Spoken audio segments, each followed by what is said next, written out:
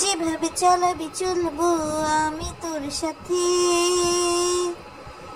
যেভাবে হাঁটাবি হাঁটবো আমি তোর পথে। এ মরণ বারে বারে চাই, এ মরণ বারে বারে চাই।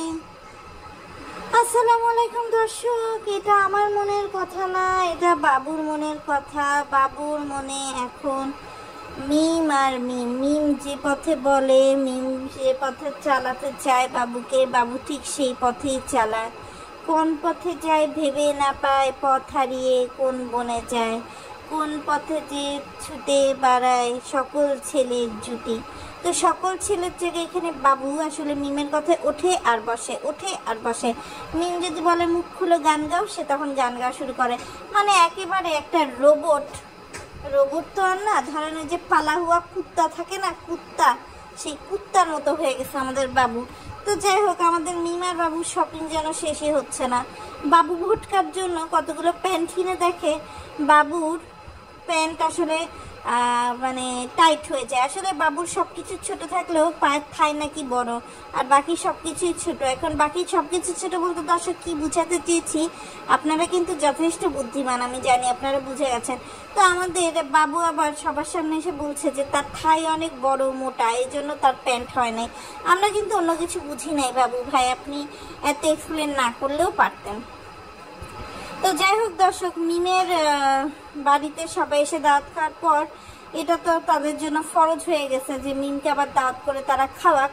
তো এদিকে আবার বাবুদের বাড়িতে সবসময় তো ফুপুর একটা আলাদা মর্যাদা, রমজানের মার। তো রমজানের বোন, তার প্রতিবন্ধী ছেলে, তার ইজি বাইক চালক স্বামী নিয়ে আসছে। তো তাদের দাওয়াত খাবে, এর সাথে মিম, আবদিয়া এবং বাবুকেও দাওয়াত করেছে হচ্ছে বাবুর মা। তো এই ঘটনায় আবার শারমিন জর্দা রান্না করে, সেই জর্দা আবার বেসিনের কলে ধুয়ে চিনি ছাড়া রান্না করছে। এরকম একটা আসলে জগা খিচুড়ি এখানে পাকছে দর্শক। তো যাই হোক, আমাদের মিমাপা নাকি আবার রোজা রাখে, যে কিনা মার্কেটে গিয়ে রমজান মাসে রোজা রাখে না, সে নাকি আবার আরাফাত দিনের জন্য রোজা রাখে। যাই হোক, এটা তাদের ব্যক্তিগত ব্যাপার, এই ব্যক্তিগত আক্রমণ আমি করব না। আসলে যদি আল্লাহর হেদায়েত দিয়ে থাকে তাহলে তো অনেক ভালো, এটা ব্যাপার আসলে কোনো কমেন্ট করা নাই। তবে একটা জিনিস খারাপ লাগলো, মার্কেটে গিয়ে দেখলাম মিম আবদিয়ার জন্য একটা কিচেন সেটের মতো খেলনা নিল। কিন্তু মিমের উচিত ছিল, যেহেতু বিকালবেলা সে শারিফাদের বাড়ি দাওয়াত খেতে যাবেই, শারিফার জন্য সেম একটা খেলনা নিয়ে।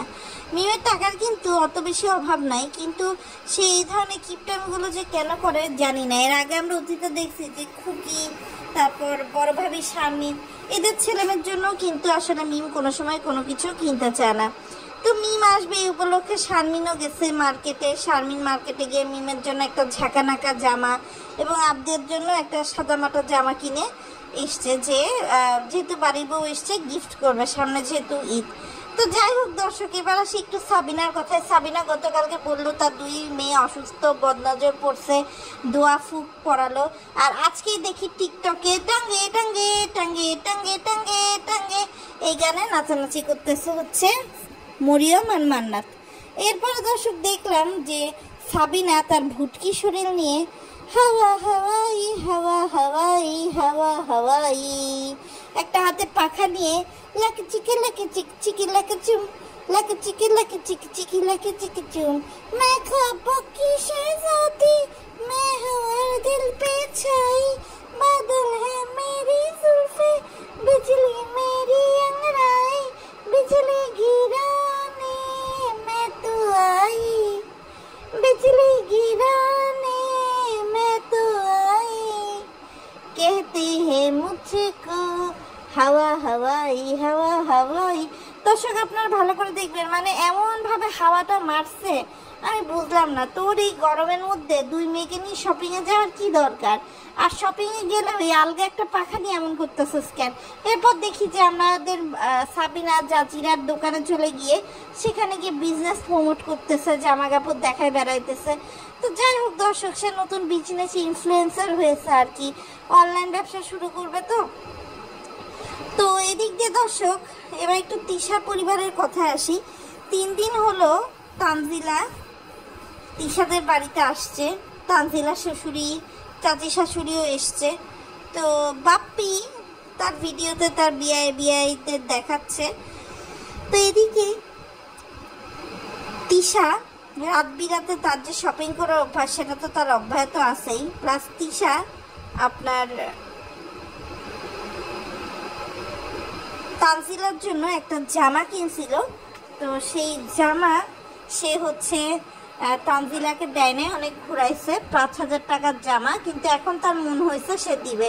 কেন জানেন এই জামাটা দিচ্ছে সে তানজিলাকে? এটা তানজিলার সান্ত্বনা পুরস্কার। গতকাল যখন পাখি রিসোর্টে যেতে যাচ্ছিল তখন কিন্তু তারা গান গাচ্ছিল, তান আমরা 2 ভাই বোন, বাবা মার 2 নয়ন। তো তানজিলা বলছে না না তুমি 2 নয়ন না, আমরা 3 ভাই বোন 3 নয়ন। তখন তান বলে উঠছে যে না না তুমি তো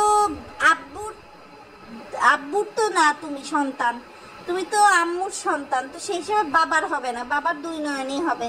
তো তান কিন্তু একাই যথেষ্ট দর্শক, হ্যাঁ, যে সে হচ্ছে তিশার ইজ্জত একদম মাটির সাথে লুটাই দেবে। তানের এই ঠোঁট কাটা স্বভাবের জন্য তানকে কিন্তু কোথাও নেওয়া হয় না। মিম তার খালামণি, তার বিয়ে পর্যন্ত হয়ে গেল, একই সাথে বাবুর সাথে তারা তো ডেডলি কম্বিনেশন, সাবিনার বাচ্চা হলো, কত কি হলো। আসলে মরিয়মকে দেখলে তান তো নিজের হরমোনকে আর কন্ট্রোলে রাখতে পারবে না দর্শক। এই জন্য কিন্তু এদের অগাধ মেলামেশা যাতে না হয় সেই জন্য কিন্তু তানের আসলে সত্যি কথা বলতে মরিয়ম, সাবিনা এদের গ্রাম অর্থাৎ তিশার বাপের বাড়ি করিম ব্যাপারীর পদ্মার চরে যাওয়া নিষেধ। কেননা নাজমা বেগম খুব ভালো করেই জানে যে সাবিনা যে কোনো সময় কিবরিয়া যে কাজটা করতে পারেনি, অর্থাৎ ফাতিহার জামাই হয়ে কিবরিয়া কিন্তু ঢুকতে পারেনি। তো সে জায়গায় তান পরিবারের বংশধর, তার সাথে যদি কিবরিয়ার রক্ত মরিয়মের বিয়ের সাথে হয়ে যায় দর্শক, তাহলে সেই অনার্থ কিন্তু হয়ে যাবে। কেমন না যে তানের ফুপু মরিয়মের সৎমা, বিষয়টা কম্বিনেশনটা কিন্তু দর্শক একটা ডেডলি কম্বিনেশন হয়ে যাচ্ছে, তাই না বলেন? কিন্তু যে হারে বাবু আর মিমের মধ্যে আমরা সম্পর্ক দেখতে পাচ্ছি সেদিন বেশি দূরে নয় যেদিন আমরা এমন সম্পর্ক দেখব। আবার একইভাবে একই সম্পর্ক বলতে পারে শাহিনের ছেলে আর মিজানের মেয়ে, অর্থাৎ মান্নাত আর মোহাম্মদের মধ্যেও কিন্তু মান্নাত না, মানহা আর মোহাম্মদের মধ্যেও কিন্তু দর্শক এরকম সম্পর্ক একটা হয়ে যেতে পারে। তো দর্শক তিশা দেখেন নিজে তো সারাদিন বুক চেপে চেপে কি গবেষণা করে, হাহাকার করে, আর এখন তার নতুন রোগ, সে মার্কেটে গিয়েও জামা কাপড়ের দামি পরানো, সেই দামিতে গিয়েও সে কোনোখানে হাত না, বুকের কাছে হাত দিয়ে চেপে চেপে যে কি দেখতে চায়, কি বের করতে চায়, কি ইশারা করতে চায় দর্শক, সত্যি কথা বোঝা বড়ই দায় দর্শক। তিশার মনে যে কি চলে দর্শক সে কথা বোঝা বড়ই দায়। আজকের ভিডিওটা এখানেই শেষ করছি দর্শক, আল্লাহ হাফেজ।